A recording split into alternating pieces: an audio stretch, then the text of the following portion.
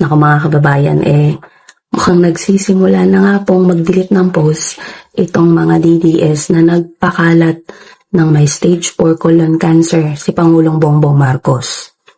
Bale, ito po ayon kay PCO Secretary Dave Gomez, yung nagpapakalat on the health of PBBM.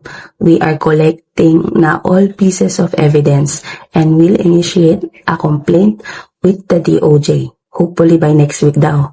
Kaya pala may mga nagdi-delete na ng post. Mukhang kinakabahan na itong mga nagpapakalat ng fake news tungkol sa health ng ating mahal na Pangulo. Paano naman kasi itong mga DDS ayaw pang magbagong buhay. Kumbaga share ng fake news, hindi man lang bine-verify bago i-share.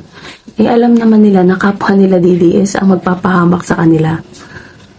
Tingnan mo, baka nga mas healthy pa si Presidente kaysa sa mga nagpapakalat ng fake news na to Kaya sana talaga, maaresto na yung mga gantong klaseng tao na nagpapakalat ng maling impormasyon para naman po, magtanda na sila.